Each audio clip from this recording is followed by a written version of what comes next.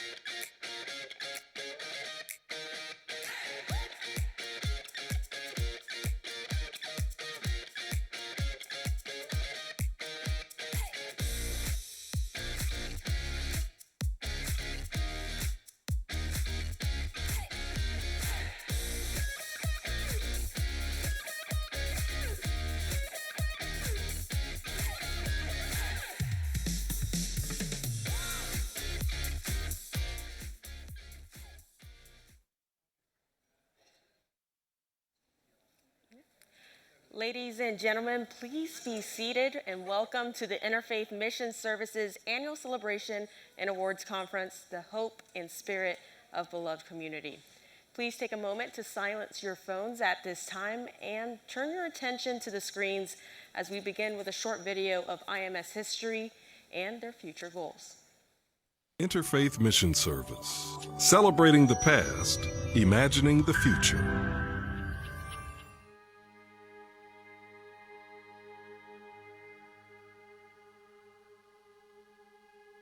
I believe that this nation should commit itself to achieving the goal, before this decade is out, of landing a man on the moon and returning him safely to the earth. The decade of the 1960s was tumultuous.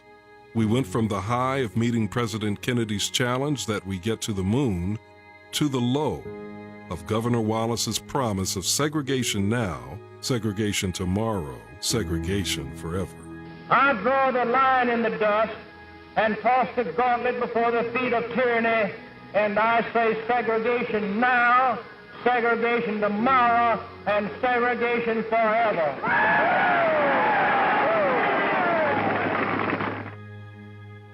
Two different ways of looking at the future, of looking at our neighbors. Which path should Alabama, or more specifically Huntsville, follow?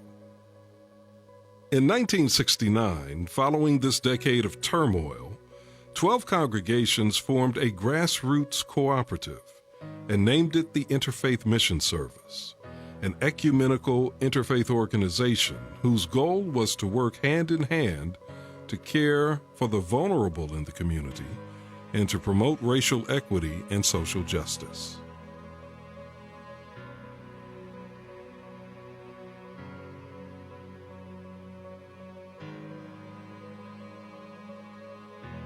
Covenant Presbyterian, Etz Chaim Conservative Synagogue, First Christian, First United Methodist, Home Street United Methodist, Lakewood United Methodist, Latham Memorial United Methodist, St. Mark's Lutheran,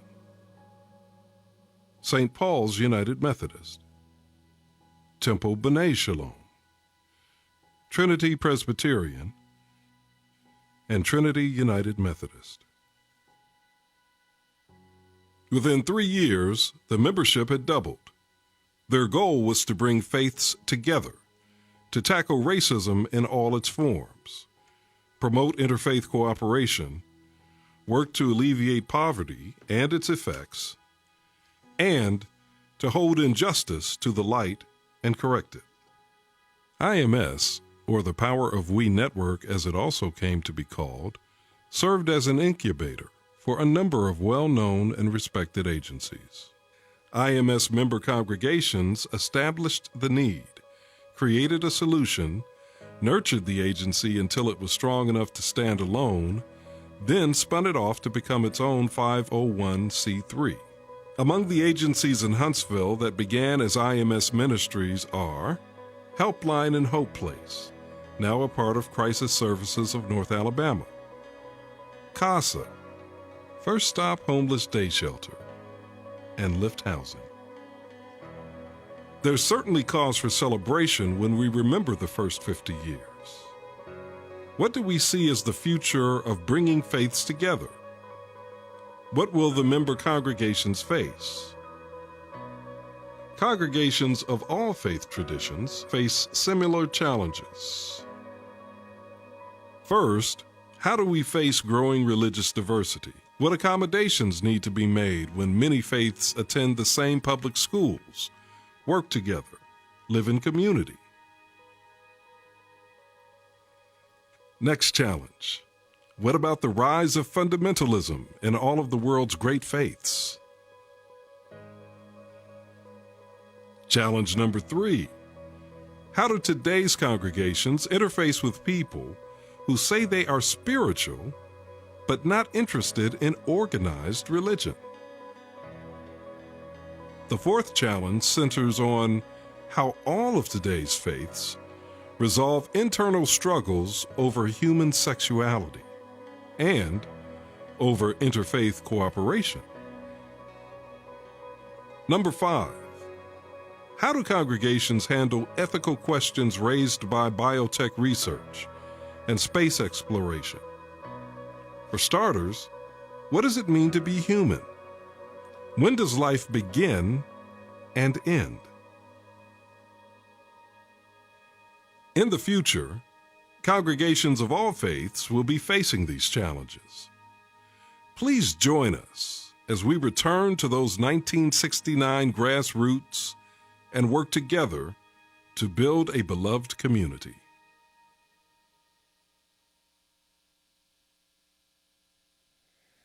Well, good evening, ladies and gentlemen. My name is Alex Torres Perez, and I am honored to be your host this evening for the Interfaith Mission Service Annual Celebration and Awards Ceremony. Tonight, we celebrate Huntsville's ongoing commitments for a better community with our theme this year, the hope and spirit of beloved community. We're grateful for your support and participation as we continue our commitment to community service, social justice, interfaith cooperation, and racial equity. Now, since we are still dealing with the coronavirus pandemic, we are unable to provide you dinner tonight, but I did see some water and candies as a treat out there. In the spirit of interfaith and beloved community, Nirban Singh will offer our opening prayer. He's making his way up at this time.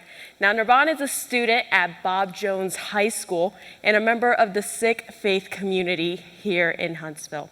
Now, Sikhism, which originated in the Punjab region in India, is the 5th largest religion in the world. The word Sikh, spelled S-I-K-H, means disciple. Now, Nirban Singh, if you can go ahead and come forward to offer our welcoming prayer.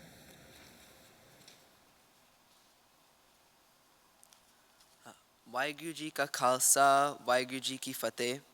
Dear Interfaith Mission Service congregation representatives and attendees, we are here today to pray for the annual celebration and award conference for the year 2022. Prayers have a great significance in our Sikh religion. The founder of the Sikh religion, Sri Guru Nanak Dev Ji, more than 500 years ago, showed the world the strength of prayers and how to pray to be one with God. Waheguru. Prayers are a supplication to the Almighty for grace, kindness, and well-being for all of mankind, especially in these times of COVID. We start with the Sikh prayers. We request everybody to please stand for the prayer Ardas. Waheguru Ji Ka Khalsa, Waheguru Ji Ki Fateh. Ek Omkar Waheguru Ji Ki Fateh, Shri Bhagoti Ji Sahai, Var Shri Bhagoti Ji Ki Paatshai Dasvi, Pritam Bhagoti Ji Simar Ke Guru Nanak Le Te Aaye, Fir Angad Guru Te Amardas Ramdas Se Hoy Sahai, Arjan Har Gobind No Simro Shri Harai, Shri Har Kishan Te Aaye Jis Ditthe Sab Dukh Jai, Teg Bahadur Simriye Karnanad Ave Thai, Sab Thai Hoy Sahai, Dasa Paatshaya Di Jot Shri Guru Granth Sahib Ji, De Paठ Didar Da Dhyan Tarke Bolo Ji Waheguru. Panja Pyariya Chaur Sebzadiya Chaliya Muktiya Hatya Japya Tapya Jinna Naam Japya Van Chakya Dekh Chlai Teg Vahi Dekh Ke Andit Kita. Tinna Pyariya Sachiarya Di Kamai Da Dhyan Tarke Khalsa Ji Bolo Ji Waheguru. Jinna Singha Singniya Ne Taram Het Sees Ditte Band Band Katai Khopriya Lohaya Charakriya Te Charai Arya Nal Chirai Gaye Gurdwariya Di Seva Le Kurbaniya Kitiya Taram Nae Harya Sikhi Ke Sa Swasa Nal Nibhai Tinna Di Kamai De Dhyan Tarke Khalsa Ji Bolo Ji Waheguru. Panja Takhta Sarbat Gurdwariya Da Dhyan Tarke Bolo Ji Waheguru. पृथ में सरबत खालसा जी की अरदास है जी, सरबत खालसा जी को वाहिगुरु वाहिगुरु वाहिगुरु, चित आवे चितावन का सदका सरब सुख होवे, जहाँ जहाँ खालसा जी साहिब तहाँ तहाँ रुचिया रियायत, देग देग फतेह बिरद की पेज पंथ की जीत, श्री साहिब जी सहाय खालसा जी के बोल बाले बोलो जी Waheguru.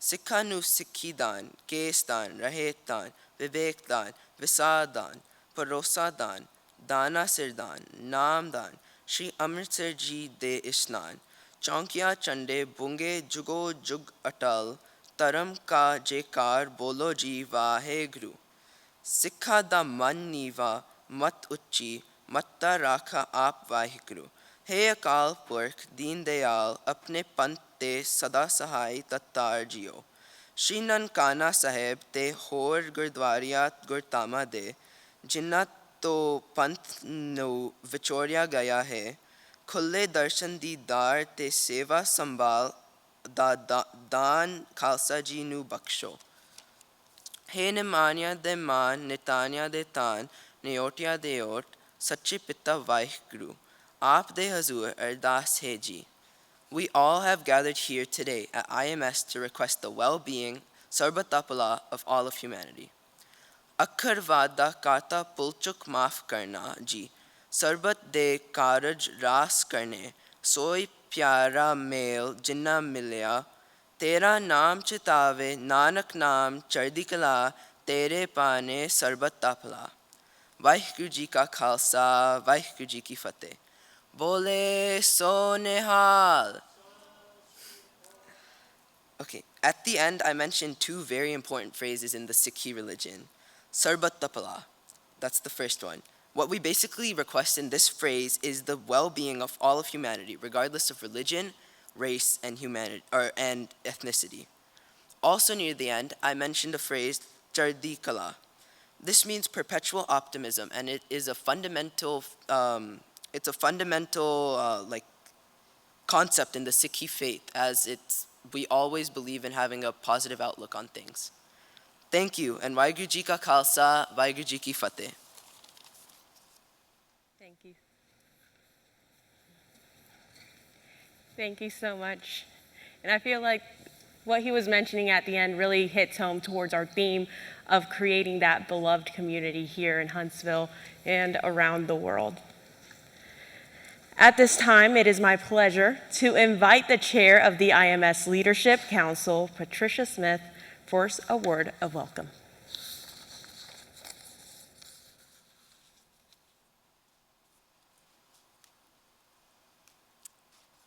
Thank you, Miss Therese Perez.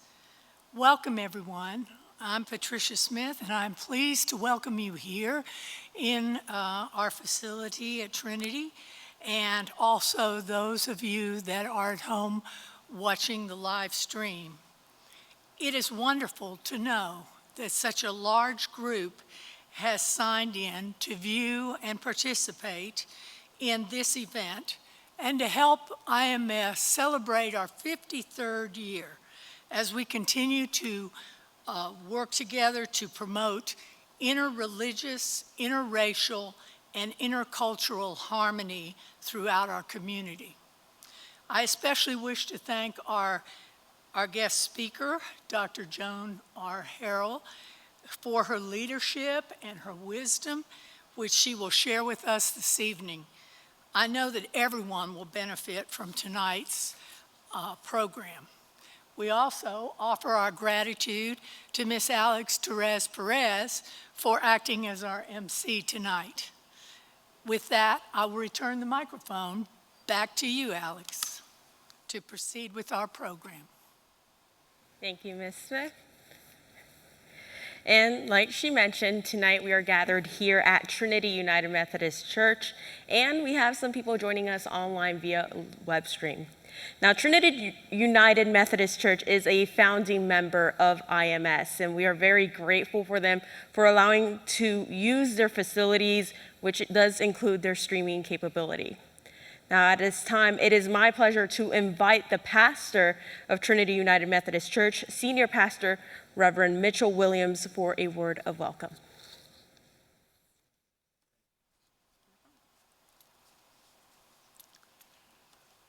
As it said in the video, we are part of from the days of the conception of this thing. And I'm so deeply grateful. We are so deeply grateful for you, impressed by you, that in this day of divisions and distrust and hatred, anger, breaking up into smaller and smaller groups, some people decided to cross over a line that would have kept others away, to befriend and even love those they meet who are different from them, and together love their community. It's a great thing. We need this. We need this. You know we do. More communities need this, and I'm glad that we're being used as an example for other communities around the Southeast and around the country. May God bless you with unity and with peace and with fruitfulness. I'm glad you're here. Thank you.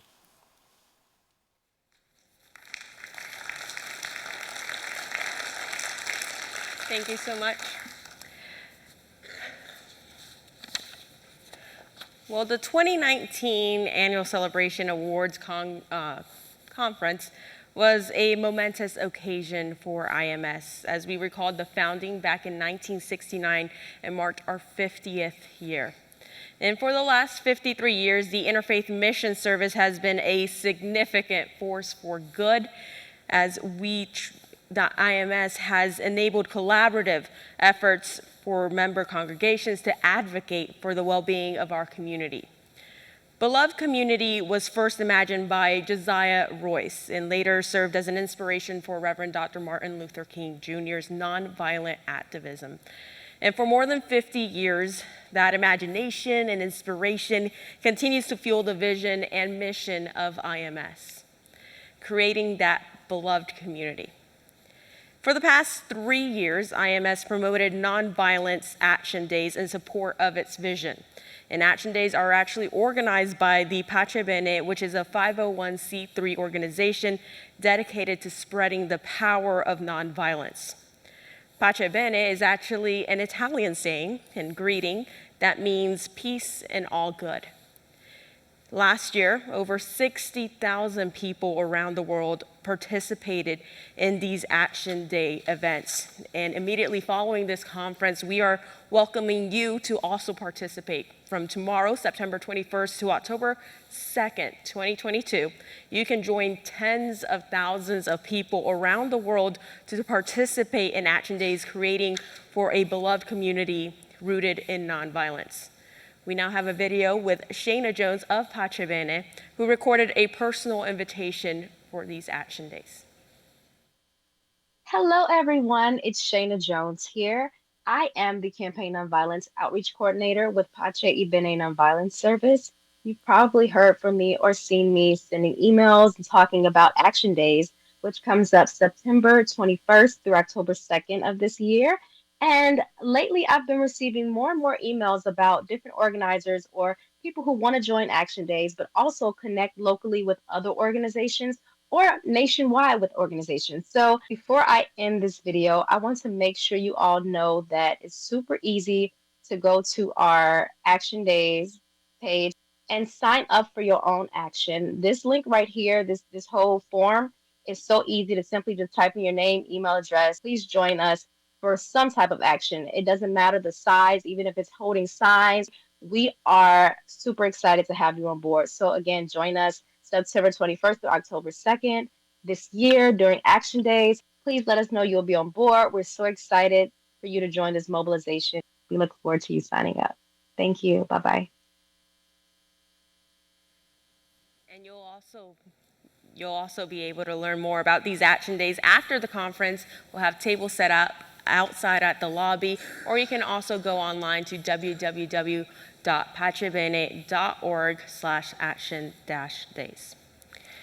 Now here in Huntsville, each year, thousands of people are working in various ways to, serve and reimagine for a better community, solving problems, creating equity, and offering direct services to people in need. And although we can't recognize them all, each year we try to recognize a few of the organizations and people who are helping create that beloved community. And so we start by giving out these awards that you see on stage with me. Our first award this evening is the Rabbi Jeffrey L. Ballin Memorial Interfaith Award. Now, if you didn't know Rabbi Ballin, he passed away back in January 2011. And he's remembered as a witty man with a dazzling intellect.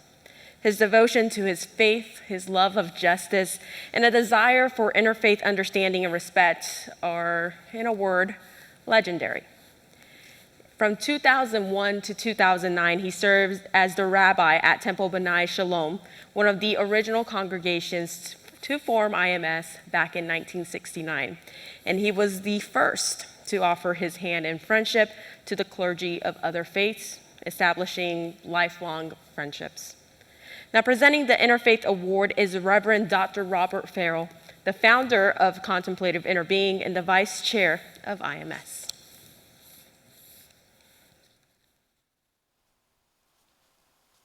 Thank you, Ms. Therese Perez. The Huntsville Knowledge Sharing Forum started in 2010 by a group of enthusiasts in Huntsville who desired to exchange ideas and wisdom on a variety of subjects related to mind, body, and spirit. The topics presented in the Knowledge Sharing Forum span from God, self-realization, psychology, philosophy, medicine, herbal medicine, and many, many more, and all from very different faith perspectives, including but not limited to Christianity, Judaism, Islam, Baha'i, Buddhism, Jainism, and Hinduism. So it's my pleasure to present the Interfaith Award to the Knowledge Sharing Forum. And accepting on their behalf is Dr. Raul Mintretti and Mrs. Kavita Kumar.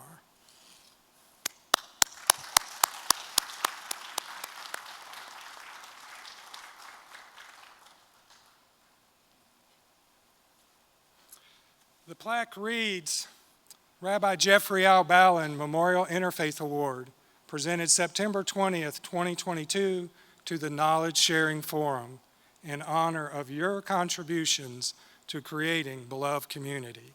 Congratulations. Thank you so much. Podium is yours. Oh, okay. Let me have to adjust a little. Sorry. Hello, everyone. My name is Kavita Kumar, and I'm the daughter of one of the founders of KSF. It was started about 13 years ago, and it was a group of people, friends together, who founded this organization. And my father, of course, passed away a few years ago, and he's not able to be with us. So in honor of him, I'm pleased to accept this award on his behalf. Let's see. So I know if he was here, he would be very excited and happy to be getting this recognition today and to know that he made a difference in the community. And that was what his goal was to do when he came to Huntsville several years ago. So again, thank you, IMS. Thank you for this award, and appreciate it. Thank you. Bye-bye.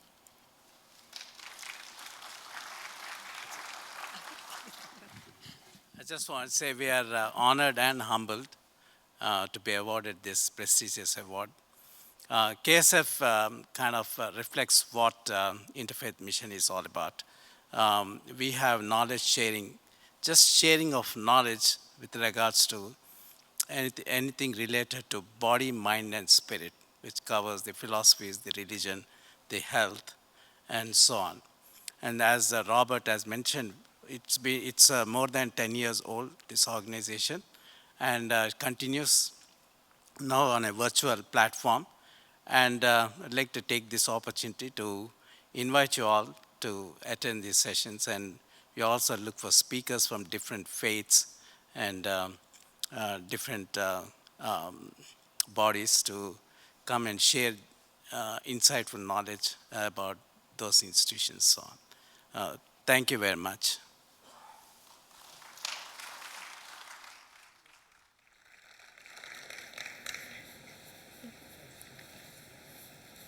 We had pictures. Okay. Well, thank you, Dr. Farrow, and congratulations again to the Knowledge Sharing Forum. Now, creating the beloved community is a creative and active endeavor. Dr. King taught that we need to constantly reimagine and take nonviolent actions towards creating that which we imagine. Now let's go ahead and watch author, activist, and Sikh Valerie Kaur, who has an important message for us about reimagining and what we are capable of doing. To undo the injustice, we have to imagine new institutions and step in to lead them. This is why I believe reimagining is frontline social justice work. It is essential for this moment as we are in the midst of a massive transition here in the United States and all around the world. We can't ever fully be able to transition humanity into a new place unless we imagine it first. So this is how I am defining what it means to reimagine. To reimagine is to explore a vision of a relationship, a community, a world where all of us are safe and free, where all of us flourish. Reimagining means that we're doing more than resisting our opponents, that we are paying attention to the cultures that authorize them to harm us, the institutions that allow them to continue with their behavior. And if we shift our gaze to institutions, that means some institutions can be reformed, but others must be dismantled and replaced altogether. Reimagining focuses us not just on what we are fighting against, but the future that we are fighting for. And here's the secret. Reimagining, when we engage in that hard and vibrant work of reimagining the world as it ought to be, we start to realize that we have opportunities, spaces in our own lives to begin to create the beloved community where we are. When we are brave enough to reimagine, we can begin to become the beloved community by birthing it here and now. Like she mentioned, reimagining all starts with understanding one another, and it all starts with making sure you understand those perspectives of everyone to make sure that we head towards that beloved community. We now want to move to our second award of the night. It is the Marilyn V. Mabry Memorial Racial Harmony Award. Now, Marilyn V. Mabry's untimely death in April of 2011 left Huntsville bereft of a tireless advocate of equality. And as a professor of social work at Alabama A&M, she conducted a 2009 study of racial disparity in Huntsville. But she didn't stop there. She then started working towards alleviating the causes of that disparity. She established a charity, New Futures Family Lodge, that provides shelter for homeless families, and her family then founded the Harris Home for Children. Presenting the Racial Harmony Award is Ms. Bonita Gill, and she is the co-leader of the IMS Racial Equity Ministry and a member of Lakeside United Methodist Church. Ms. Bonita? Thank you. My name is Bonita Gill, and I am pleased to honor the Baha'i community and their representative here, Ms. Regina Colston, for her beautiful work in creating beloved community and establishing racial harmony. Ms. Regina Colston. Thank you, Bonita.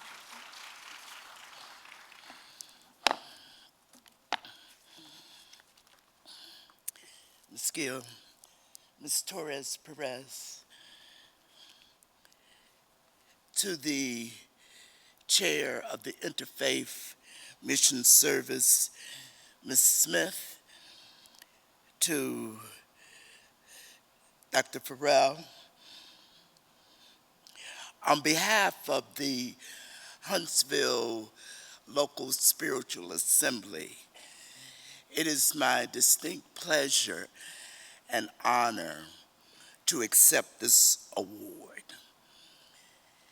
In 1844, when the earth shook with the dispensation of Baha'u'llah, the atoms in the universe were transformed, changing everything.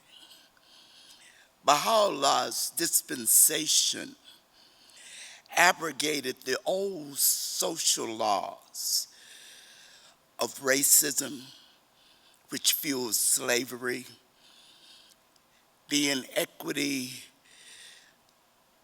of women to men, economic injustice, and ushered in a new day, the elimination of racism.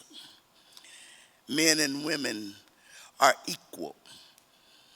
Economic justice, independent investigation of the truth, one world government, a universal language. When William E. Burghardt Du Bois wrote the book, The Souls of Black Folk, he said in the 19th century that in the 20th century, the most challenging issue would be racism. Dr. Du Bois' wife was a Baha'i who hung out with the Baha'is in Nashville. It was Abdu'l-Baha who said, the most challenging issue is racism. One of the things about racism is how it fosters the underdevelopment of humankind.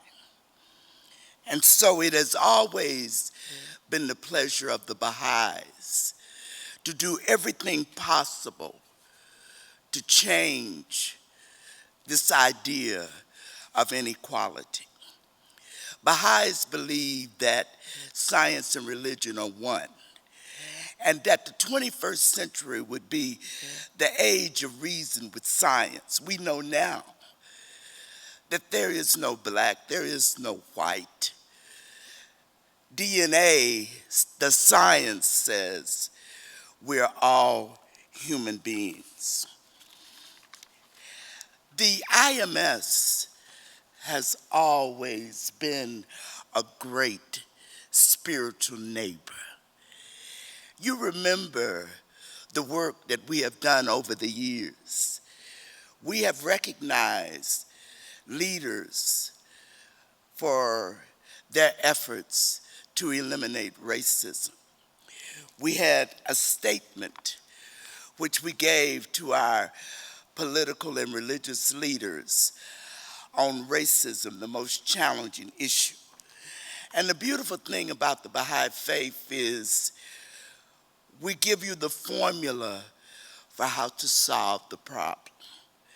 Abdu'l-Baha, the son of Baha'u'llah, said that in America, whites must overcome an almost innate sense of superiority. Blacks have to be forgiving and not be suspicious of whites. He gave us equal burdens.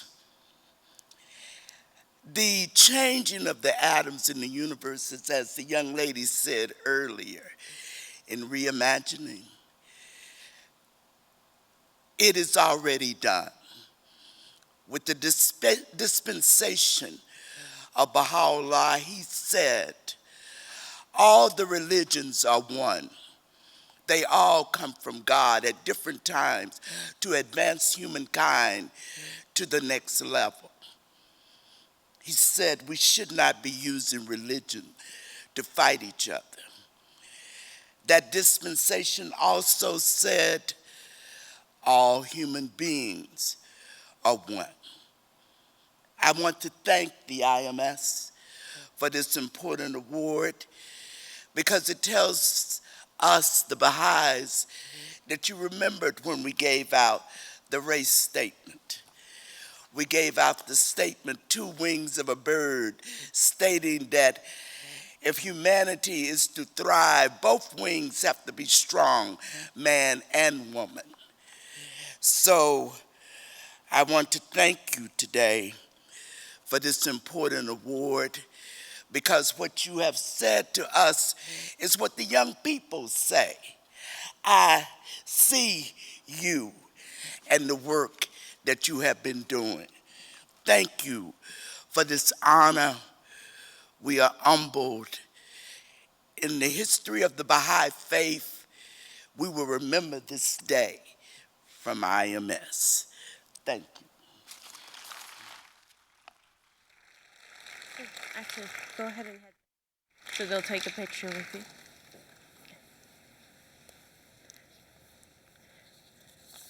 Well, thank you so much to Ms. Gill, and congratulations again to the Baha'i community. So as they take their pictures, we're going to go ahead and talk about the beloved community. Now, for Dr. King, the beloved community was a realistic and achievable goal that could be attained by critical mass of people committed to and trained in philosophy and methods of nonviolence. Now, beloved community encompasses a spirit of sisterhood and brotherhood, works towards economic justice, committed to nonviolence, and honors and respects human dignity for all. Now, to talk a little bit about what I just said, probably in better words, will be civil rights leader, the late John Lewis. It didn't matter whether you came from the north to the south, whether you're a northerner or southerner, for the struggle. We studied, we prepared ourselves. It's just not something that is natural. You have to be taught the way of peace, the way of love, the way of nonviolence.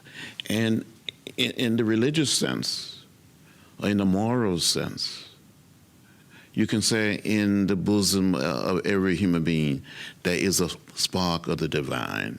So you don't have a right as a human to abuse that spark of the divine in your fellow human being.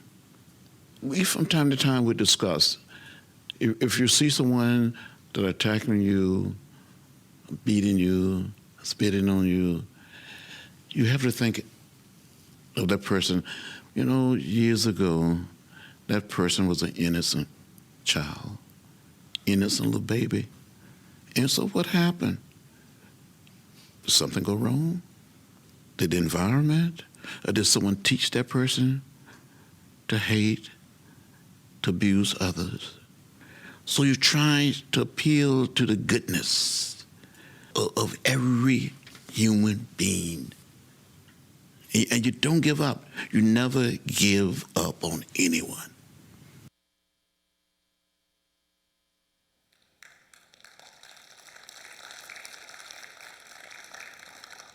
And we definitely remember and appreciate all the hard work that he has done in the past and the inspiration that he's made on countless of lives across our country and here in North Alabama.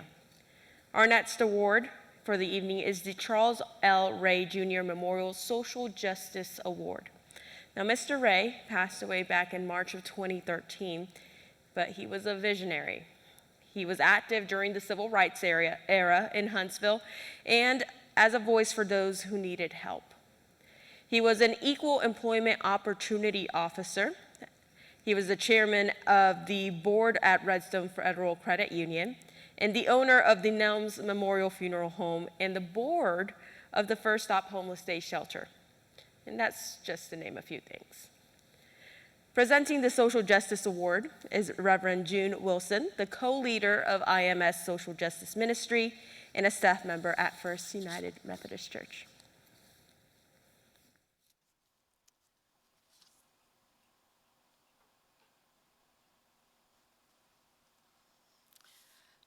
Not One More Alabama is a relatively new organization in our community. Not One More Alabama was founded in 2016 by 11 women with the mission to support, educate, and inspire families whose lives have been impacted by the disease of addiction. In the year 2021, over 11 community education programs were held with over 1,200 participants. The goal is not one more overdose, not one more lost spirit, and not one more grieving heart. It's my pleasure to present the Social Justice Award to Not One More Alabama. Accepting the award this evening is Selena Mason and Maria Goodman.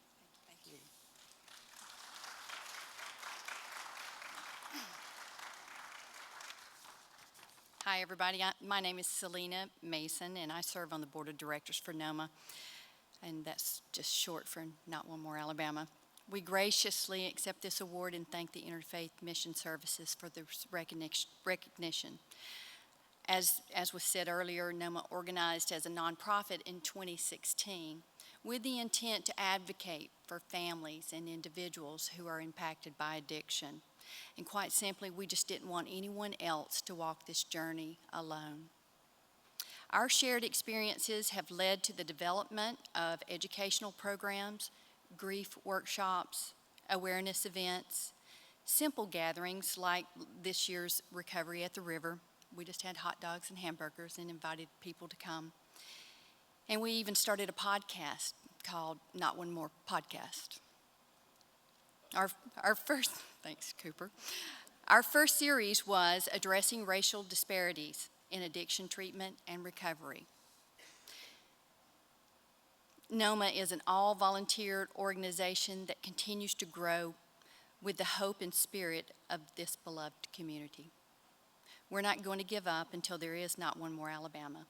Overdose, lost spirit, grieving heart.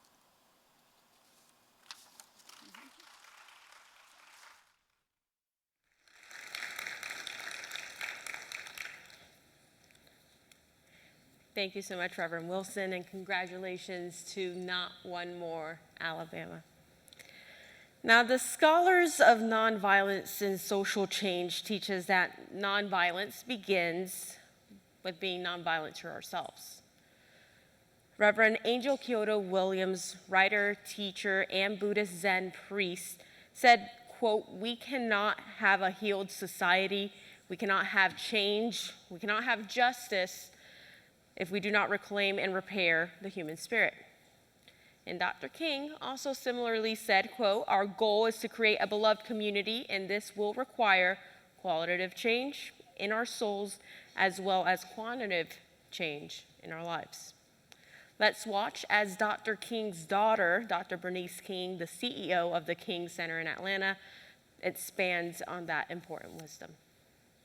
So that means he understood very clearly that what was happening outwardly in our universe, there's something that has to happen to us in our inner person, that spirit person, that has to align with, progress. So he wrote about how technology, we had advanced technologically, scientifically in his book, Where Do We Go From Here, Chaos or Community?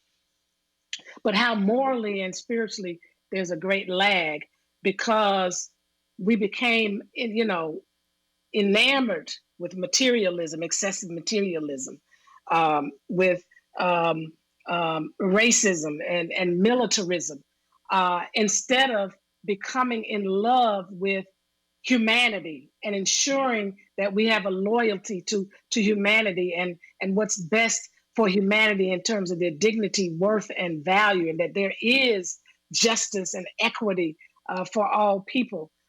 And he lived out of his spirit person. And I think if more of us, particularly those of us who have a call and understand that call, it doesn't have to be as somebody who preaches in a pulpit, but you understand that you have a call in this life to make a difference in uplifting, advancing humanity. You have to live out of your spirit person because your spirit person is aligned with, a higher consciousness. It is aligned with those timeless values. And our next award honors those who have that calling to help others, those who need our help. The IMS Community Service Award.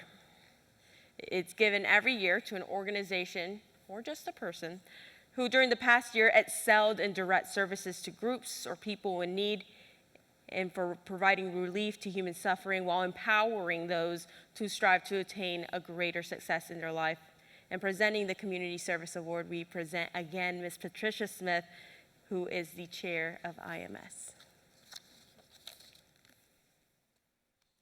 Thank you, Ms. Torres. When individuals call the Interfaith Mission Food Line, tonight's award recipient is one of the community pantries that responds to fill their needs. St. Paul's United Methodist Church has had a food pantry serving the community for over 20 years. With a small but dedicated staff, it is open every Wednesday and Friday from 9 to 11 a.m. The Food Bank of North Alabama, All Saints Lutheran, Latham United Methodist Church, Trinity United Methodist Church, as well as individuals, contribute food and funds to the pantry. It is my pleasure tonight to accept the Direct Service Award to St. Paul's Food Pantry. Accepting is Ms. Cynthia Johnson.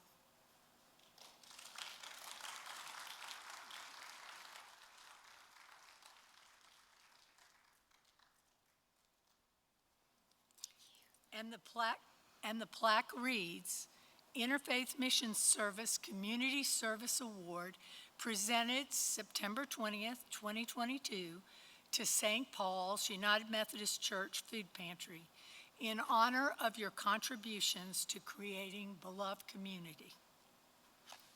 Thank you, Patricia. Thank you so much for the Intermission Services for giving us this award. We are a few group. We have 7 or 8 of us that work in the pantry Wednesdays and Fridays, like Patricia said. We go and get food for the people, and they come from newborn to 90 to get food from us. We give the babies Pampers. We give them food. We give them everything they need: milk, meat, anything that we can give. And Trinity is good. Our people that help us a big deal every other month with food and everything we need. If we ask them, they serve it to us, and that's the way with Latham and All Saints. And I just wanted to say that we got a great bunch of girls, and I really appreciate them helping every day. And tell you that in 2020 we served over 2,000 people. And then in 2021, we served 1,765 people. And we are especially wanted to thank Libby and her husband, Andrew Potter, for making this event possible for us. And we want to thank you so much for this award.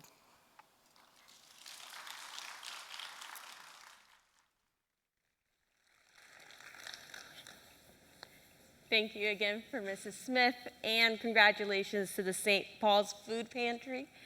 Can we get another round of applause for all of our award recipients, please?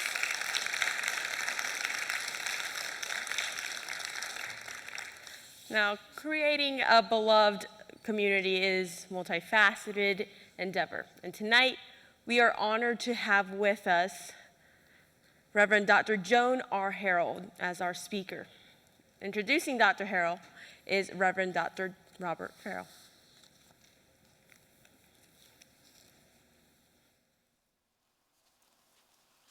Thank you, Ms. Perez again. Hasn't she been wonderful for us this evening?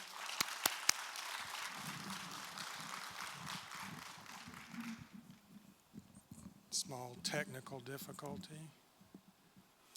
Now, if I could sing and if I could dance, I would be singing the words that the hope and spirit of beloved community is here in Huntsville, right? But I can't sing or can't dance, so I will introduce to you our speaker this evening.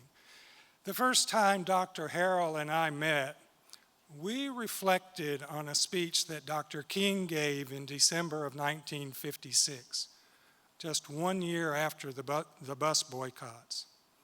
And it was one of his first speeches where he spoke of the vision of beloved community. His address was titled, facing the challenge of a new age.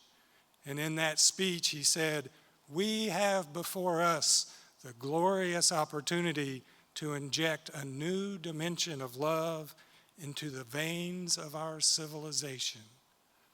And later in that same speech, he would say that the end is reconciliation, the end is redemption, and the end is the creation of beloved community.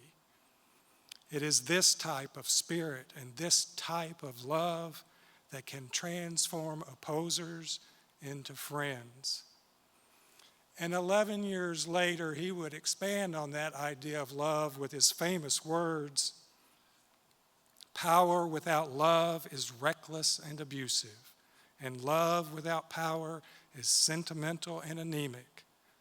Power at its best is love implementing the demands of justice, and justice at its best is power correcting everything that stands against love." Sisters and brothers, we too are facing the challenge of a new age. We too have before us an opportunity to inject a new dimension of love into the veins of our civilization. And we need leaders. We need leaders that help and guide us to reimagine. We need leaders that help and guide us to recognize that spark of divinity, that dignity in each person. Leaders that help and guide us to connect with that spirit person within ourselves and that help us implement the demands of justice, correcting everything that stands against love. That's the kind of leaders we need. And Reverend Dr. Joan R. Harrell is that kind of leader. Her dissertation, A Womanist Critique, How the Intersectionality of Media, Racism, Sexism, and Xenophobia Perpetuates Oppression in the Church and Society, undergirds her call to ministry for God's justice and love. And if that isn't enough, Dr. Harrell is an award-winning journalist, including news anchor at ABC, NBC, and CBS affiliates, as well as C-SPAN and PBS. And as part of her ministry and work in journalism, she's traveled to many of the states. She's traveled abroad to London, the jungle of South America, Johannesburg, and Pretoria, South Africa. The Reverend Dr. Joan R. Harrell is an ordained American Baptist clergywoman, a womanist public theologian, author, journalism and media scholar, and the inaugural Director of Inclusive Excellence for the Auburn University College of Liberal Arts.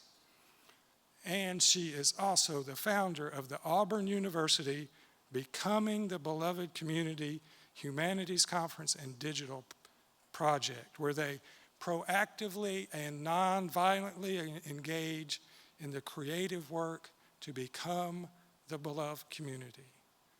Ladies and gentlemen, please welcome Reverend Dr. Joan R. Harrell.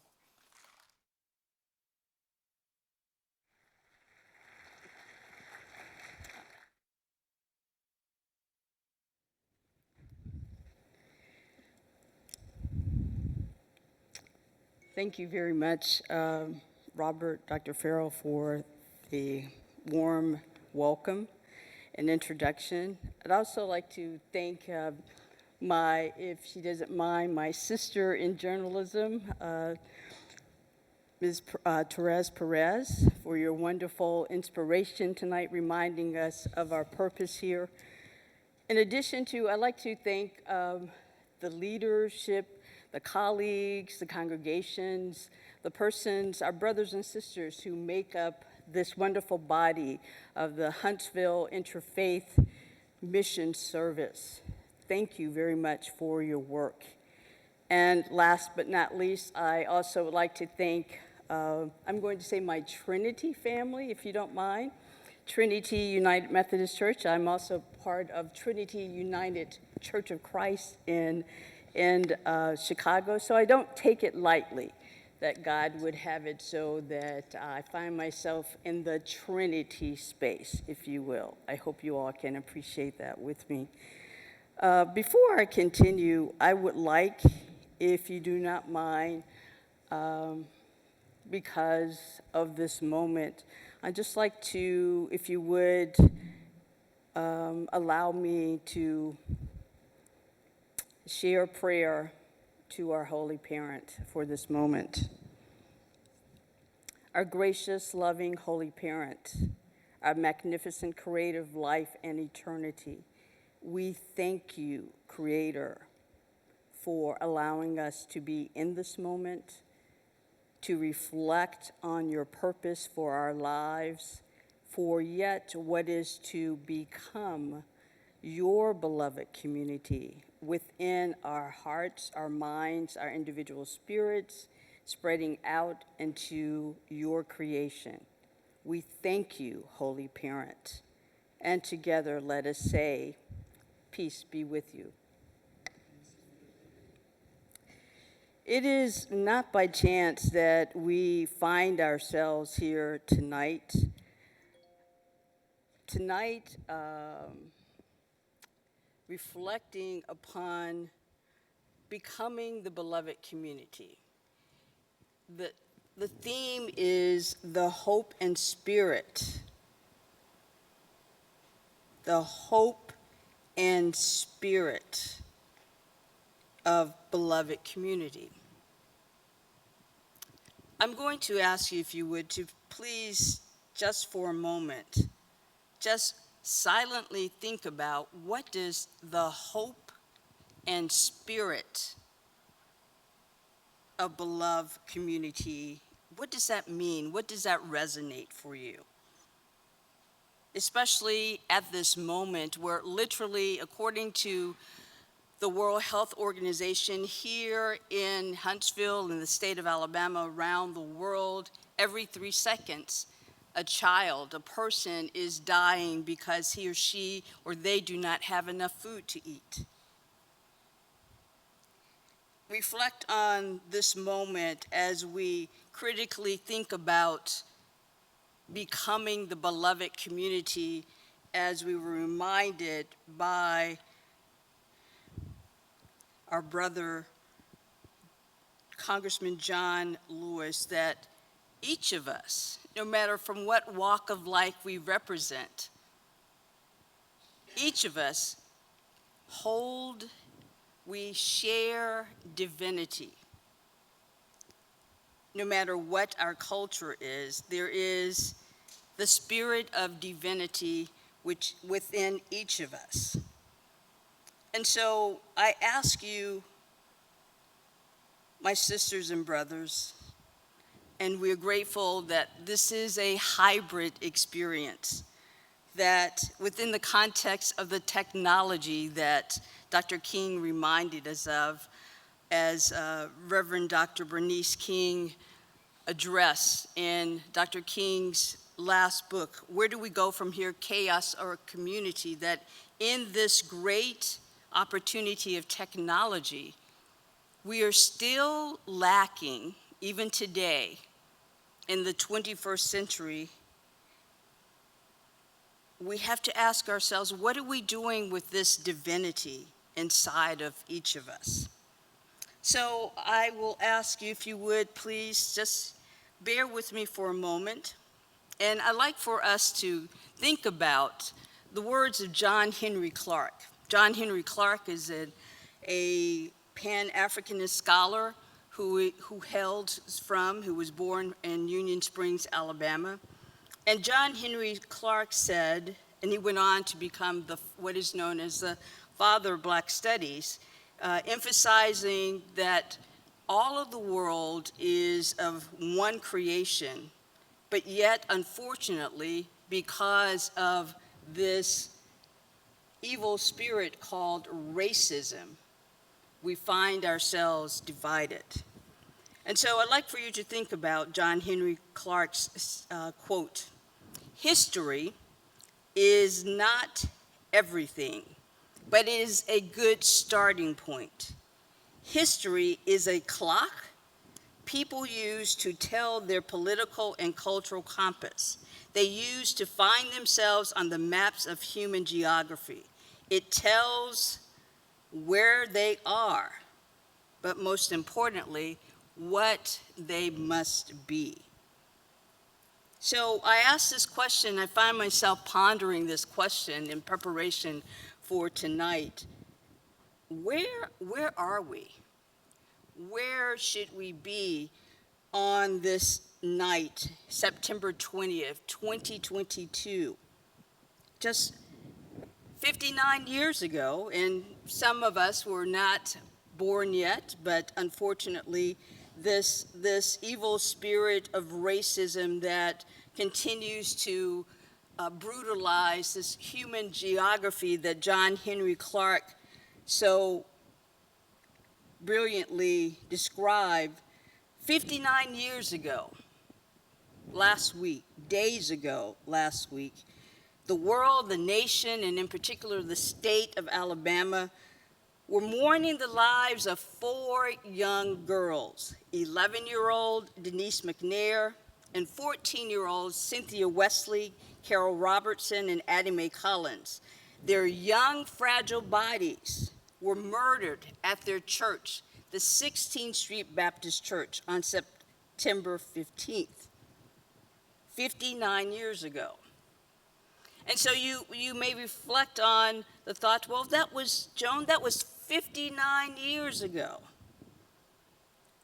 But yet, I would like to introduce to you the fact that, yes, that was 59 years ago, but there was a survivor, Sarah Collins Rudolph, the sister, who was 12 years old, the sister of Addie Mae Collins. And she is alive today. Just last week, in an interview with her, I invited her to visit with us at Auburn University because of this effort of us to intentionally work towards, yet to become the beloved community. And Sarah Collins Rudolph, if you do not know, was 12 years old, and she too was one of the victims, but yet she's a survivor, if you will, of the bombing. Sarah Collins Rudolph shared that she lost her eyesight, her face and body was disfigured, but how many people know about Sarah's story? Because of the impact of this bombing, this terror on her life, and because of the intersectionality of racism, sexism, and politics, we unfortunately continue to raise the spirits, the reflections of the 4 young girls, and even to date, some of us don't know the names of the little girls. We just say the little girls, but we have to raise the names, their names. Addie Mae Collins, 14 years old. Carol Robertson, 14 years old. Cynthia Wesley, 14 years old. Denise McNair, 11 years old. And then there was Sarah, 12 years old. And Sarah spoke to us on last week, and she said, you know, I had to work for a long time to ask God to teach me how to forgive my attackers. I had to work for a long time before I could forgive and love so that I too can work towards what Dr. King called upon us to work towards, a better and a beloved community. So that made me start thinking, how is it that we as individuals who say that we're called to, no matter what our faith is, each faith, each person has this spirit of divinity, this spirit of love, this need to be loved. How is it that we are not a beloved community. Have you thought about that? What would Dr. King say? Perhaps you've heard this frequently, and what would Dr. King say if he was here at this moment?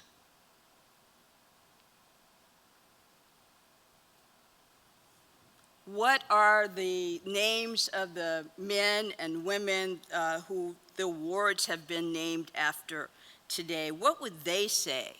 If I recall correctly, I was trying to type it in quickly, but I believe some of the names of the persons, the rabbi, and other persons for whom the awards are named after, they transitioned to eternity in 2011, 2,000 years before. But what would they say if they knew the condition of our world at this moment?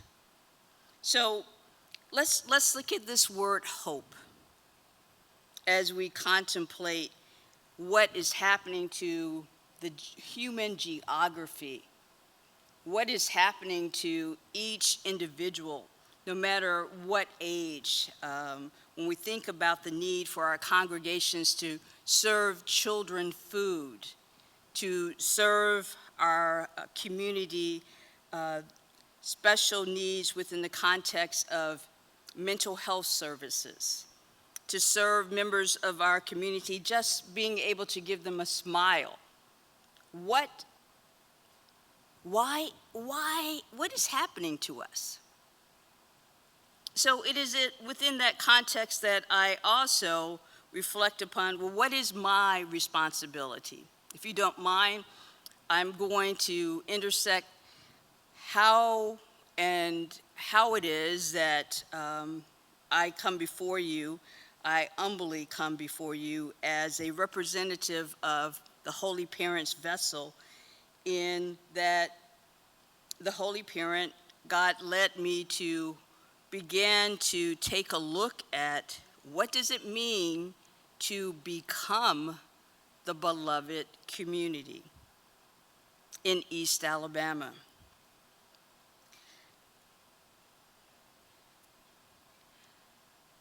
We have to not just look at this phrase, beloved community, as an action to promote us, to give us 15 minutes of fame.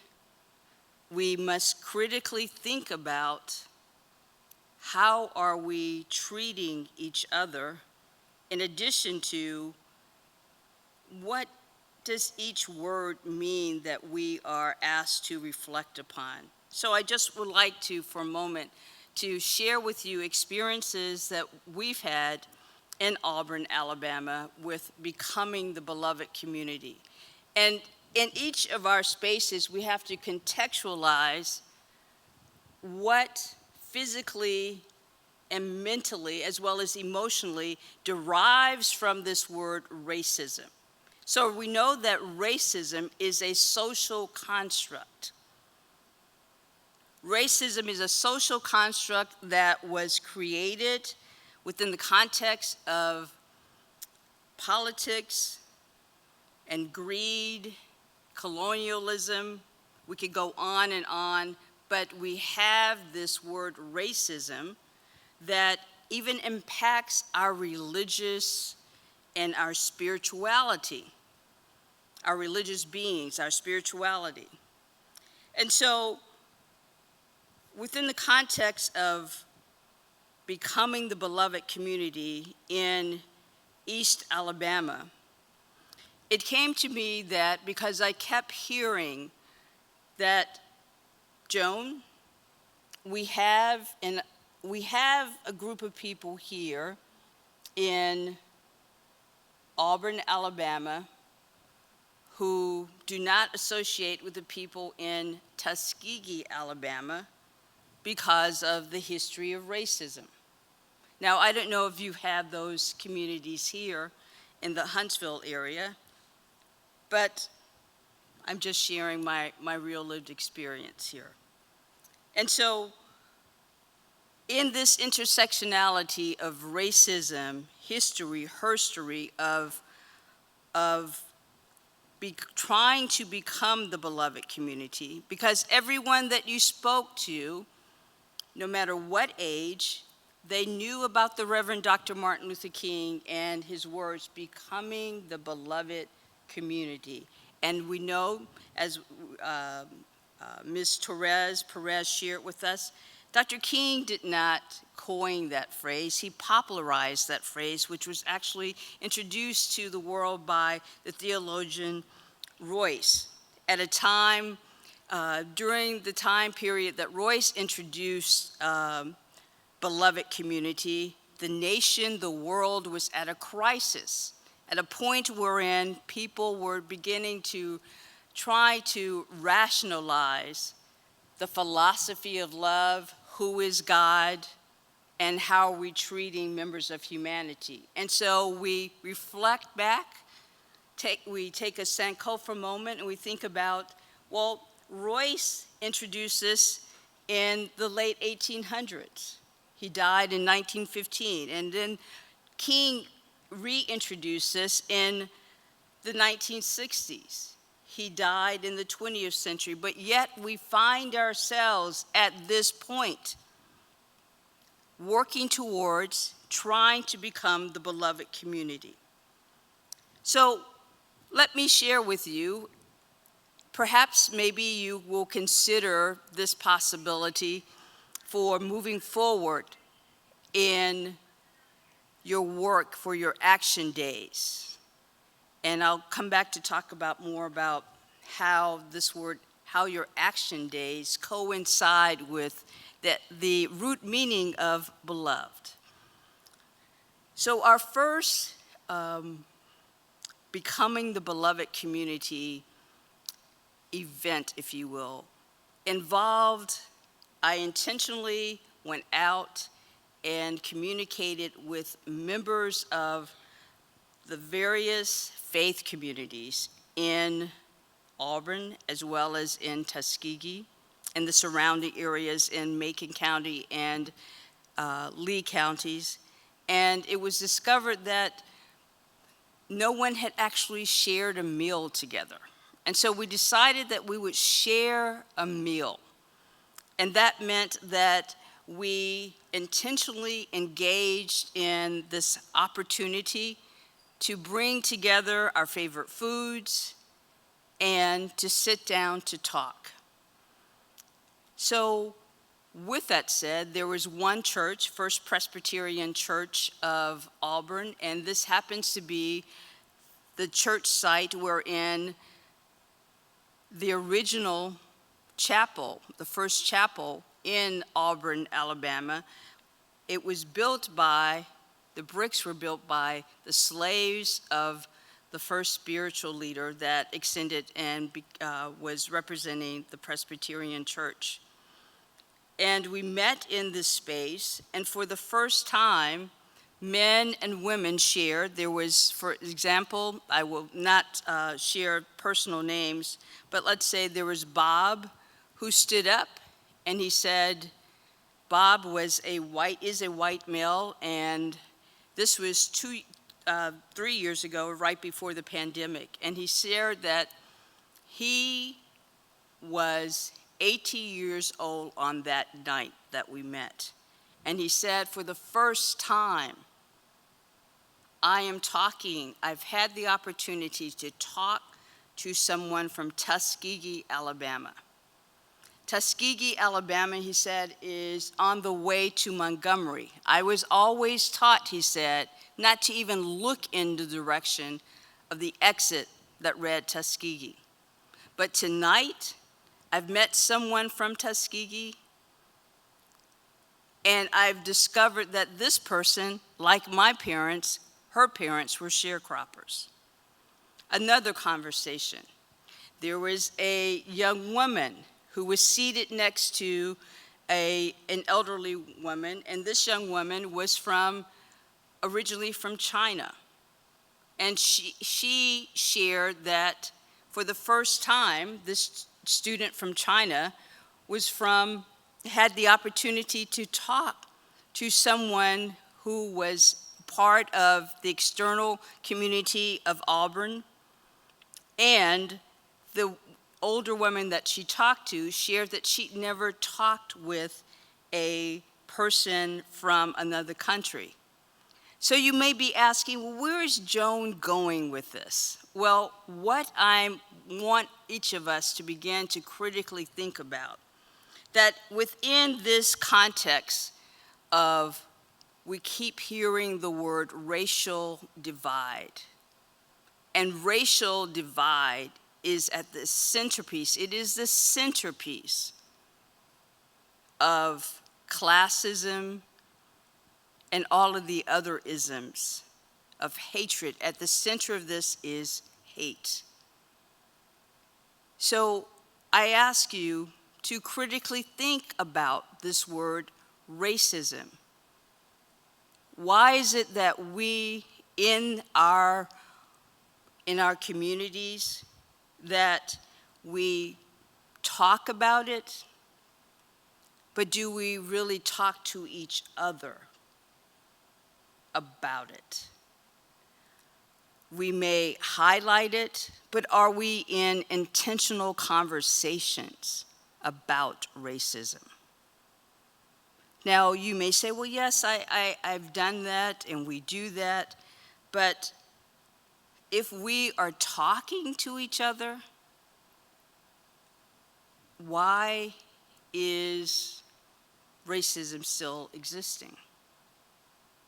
What do we need to be doing as individuals? What do we need to be doing as a collective IMS with regards to racism? What do we need to be doing as a collective members of the human condition? The etymology of the word hope is confidence in the future. What is our hope for the future as we reflect upon our purpose of being here tonight? Are we here to uplift our work and then go home and do enough work to satisfy our personal beings, or are we collectively working individually and personally? The etymology of beloved is to love, the one who is loved. Do we love ourselves? How are we treating our personal selves in the midst of this pandemic? How were we treating each other before the pandemic?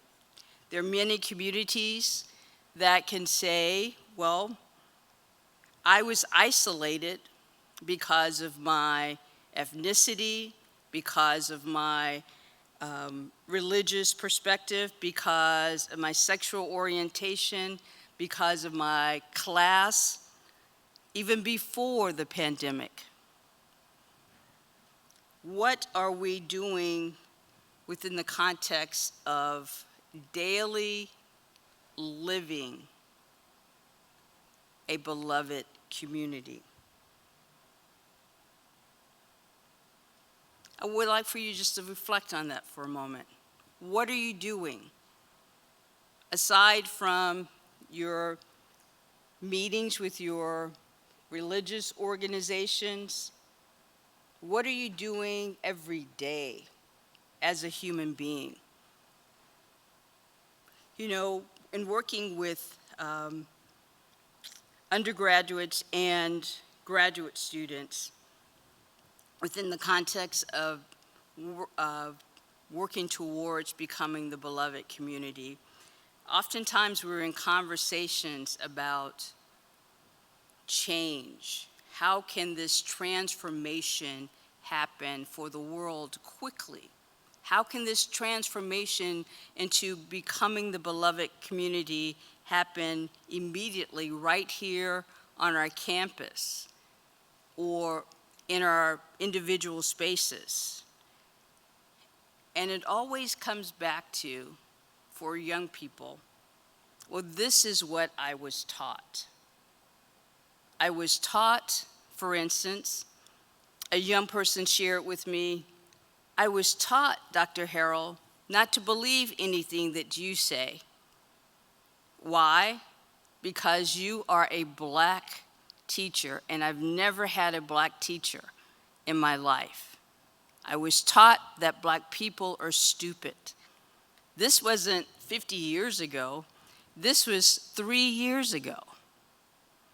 So, my sisters and brothers, I'll also ask you, in imagining the future for becoming the beloved community, we have to critically take into consideration, what are we modeling for our children?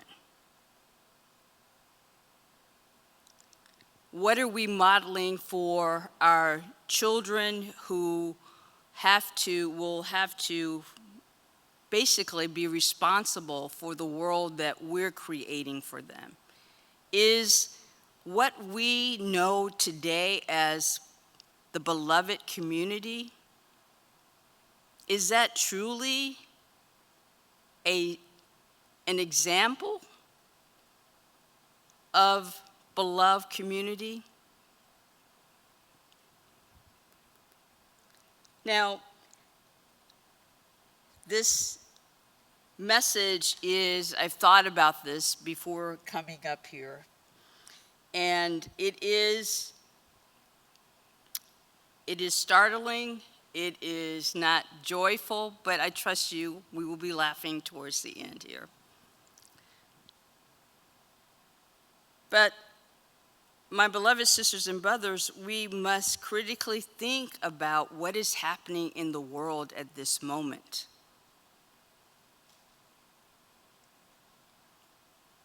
What is our purpose? What are we doing with the divinity that is inside of each of us?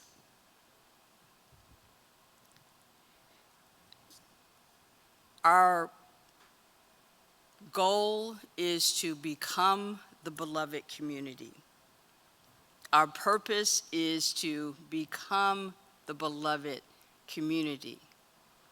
So when you're stepping out tonight, and tomorrow is the beginning of the action days, I ask you to not only reflect upon implementing action days, but why not implement action moments? That we must intentionally think about going back and maybe starting a new conversation. And let's take this word racism and let us begin to deconstruct it from taking this word, working to take this word racism out of our human geography of life. This racism is continuously causing an affliction upon our humanity. And if we are serious about this word we refer to as love, then what direction do you think that we should be going into?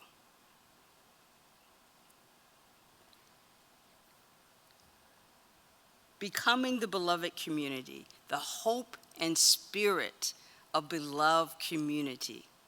The hope and spirit of beloved community is in each of us. It is not this opportunity for us to reflect upon how we can dehumanize even our sisters and brothers when we're talking about our sisters and brothers who are racist, who are not working with us.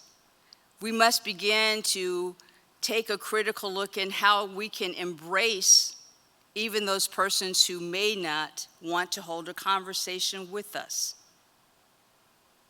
Becoming the beloved community is an opportunity to use this word love as an action verb. Becoming the beloved community is an opportunity for each of us to critically think we must love our sister and brother who is also a part of God's creation. If you would, just look at each other for a moment. Can you really just look at each other for a moment?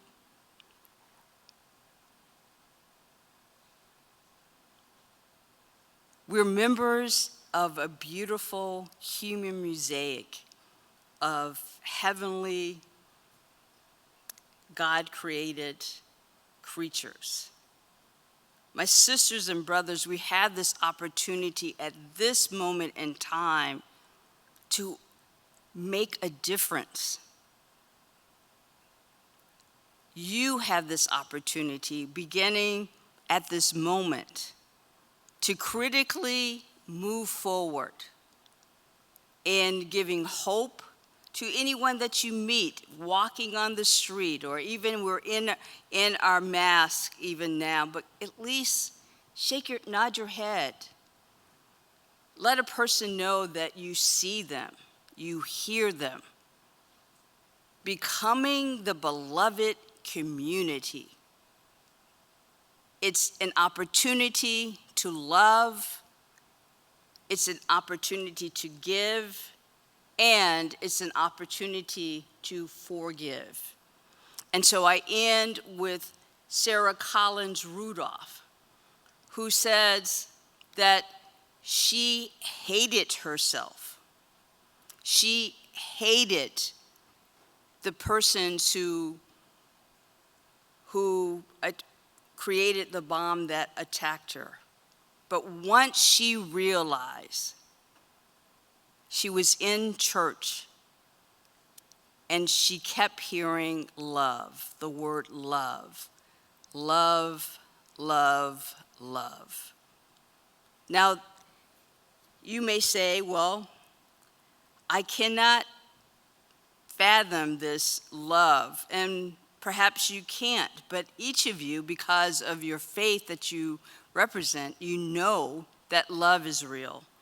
And so if we are basing our faith on the realness of love, then why, my beloved sisters and brothers, can we not, as John Lewis says, realize that the divinity, the spirit of love is in each of us? And as long as we are intentionally exhibiting this love every day, even at our lowest of lows, even in our highest of highs, the spirit of love exudes from each of us.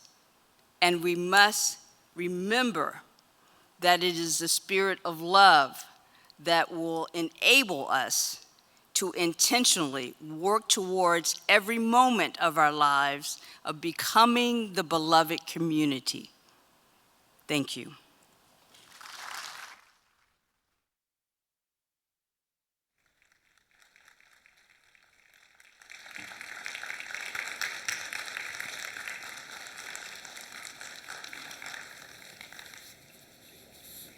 Can we go ahead and give her another round of applause for her powerful and inspiring words? I would actually like to share a quick personal story. I promise it'll be quick. Dr. Harrell mentioned that, you didn't know much about the Beloved community here in North Huntsville. And I'll tell you, when I first moved here to Huntsville, I didn't know a soul. So when I told my parents, this was the first time I'm leaving my mother's nest, so she's a little hesitant. So when I told her I was coming to Alabama, all my friends and family were like, why? But when I came here, I was met with love, a community that loved each other, a growing community that just was so welcoming. It was nothing like what my parents and my friends had thought when I first mentioned Alabama. So when I come here and we start talking about a beloved community, you know, it really does hit home, because that's what I was met with when I moved here. And that's what we are striving to continue to provide for all those people that are moving here. And you can all be a part of making sure that this area does remain a beloved community for others. Remember that we will be having tables outside in the lobby so that you can learn about our action days that start tomorrow until October. And before we head out, we'll go ahead and listen to Rivera's son as she shares her invitation to Huntsville to participate in those action days. Hi, everyone. My name is Rivera Sun. I am the program coordinator for the Nonviolent Cities Project. We are a nationwide campaign that tries to integrate beloved community into our city structures by looking systematically at all the different aspects of our cities. We work with small towns and large cities. We try to foster a culture of nonviolence through arts and through celebrations. We look at social justice issues like affordable housing and living wages and restorative justice. We really see ourselves as building out the pillars of creating a beloved community. How can we dismantle all the isms that circulate in our communities? The Nonviolent Cities Project is about thinking bold and thinking beautifully, thinking about what beloved community looks like, not just between individuals, but among entire communities and entire cities. We really try to think about what are the systems and structures that could build out the world that we want to inhabit.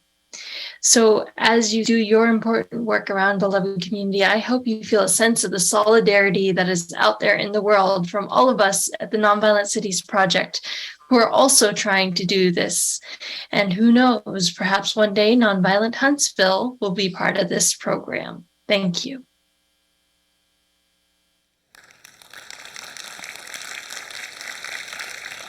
And finally, before we head out, we'll end with a closing prayer, which is offered by Rabbi Scott Colbert of the Temple B'nai Shalom.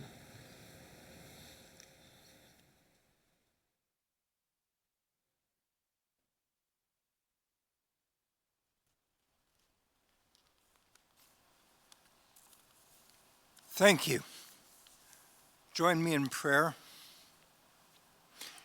Hine ma tovu manaim shevet achim gam yachad. Behold how good and how pleasant it is for us to be together here this evening. Holy One of blessing, you are the fountain of life. Your light illumines our lives. Bestow loving kindness upon us and your righteousness upon the truly upright. This day and every day may we find grace, love, and compassion. Grant us a full measure of your kindness.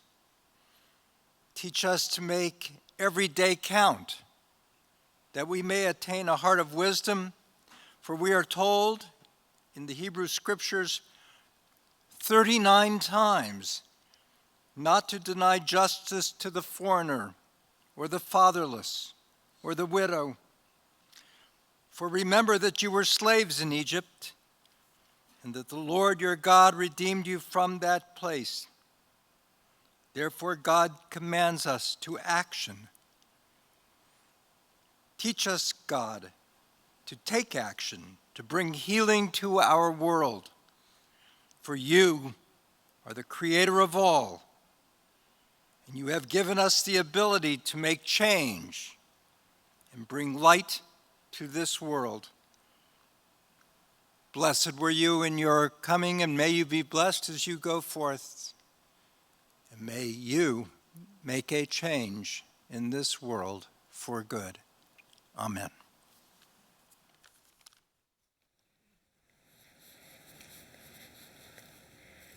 Thank you so much, and thank you everyone for being here. This now concludes our annual celebration and award conference program for the evening. Good night and stay safe.